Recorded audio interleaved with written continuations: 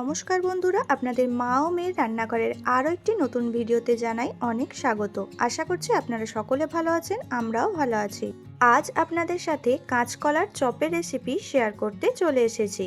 তাই এখানে প্রথমেই এর প্রধান উপকরণ কাঁচকলাগুলোকে কেটে নিচ্ছি আর হলুদ নুন জলের মধ্যে এগুলোকে ডুবিয়ে রেখে দিচ্ছি কিছুক্ষণের জন্য। হলুদ নুন জলে ভিজিয়ে রাখার একটাই কারণ, এর মধ্যে যে কষগুলো আছে সেগুলো কিন্তু সমস্তটা বেরিয়ে যাবে। এবার নিয়ে নিয়েছি একটা নারকেল, এরপর এই নারকেলটাকেও কিন্তু খুব কুচি কুচি করে কেটে নিলাম। তাতে চপ করার সময় পুরটাকে ভালোভাবে বাইন্ড করা যায়, তাই কিন্তু কাঁচকলার সাথে কয়েকটা আলুও দিয়ে দিয়েছি। নুন হলুদ দিয়ে পুরোটাকে সেদ্ধ করে নিলাম। দিয়েছি কুচি করে রাখা পেঁয়াজ আর কাঁচা লঙ্কা। এখানে বাদাম, নারকেল, ভাজা মশলা সমস্ত কিছু নিয়ে নিয়েছি। আলু আর কাঁচকলা সেদ্ধ হয়ে গেলে নুন আর অল্প পরিমাণ চিনি দিয়ে কিন্তু আমরা এটাকে মেখে নিচ্ছি।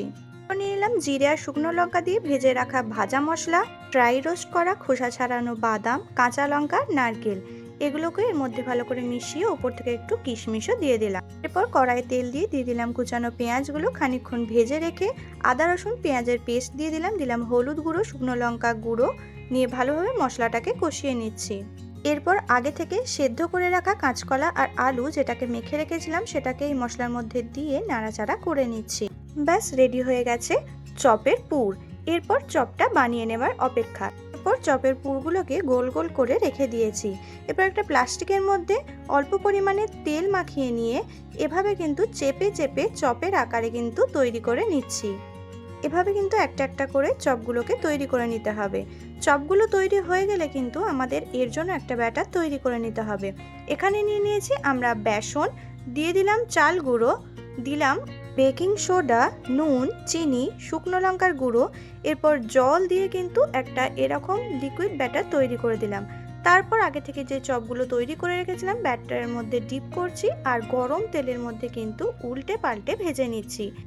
চপগুলো ভাজার সময় কিন্তু অবশ্যই গ্যাসের ফ্লেমটা মিডিয়ামে রাখতে হবে। হাই রাখলে কিন্তু আগেই পুড়ে যাবে, কিন্তু ভেতরটা কাঁচা থেকে যাবে, তাই আমাদের খুব সাবধানে করতে হবে। আর ডুবো তেলে ভাজলে কিন্তু চপের টেস্টটা একটু আলাদাই লাগে, তাই চেষ্টা করবেন ডুবো তেলেই ভাজতে। দেখুন চপগুলো কতটা ক্রিস্পি হয়েছে, আওয়াজটা আপনারা নিশ্চয়ই শুনতে পাচ্ছেন। আমাদের আজকের রেসিপি কাঁচকলার চপ রেডি হয়ে গেছে।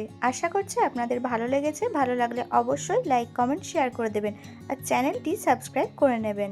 ফিরে আসছি নতুন একটা রেসিপি নিয়ে। Thank you.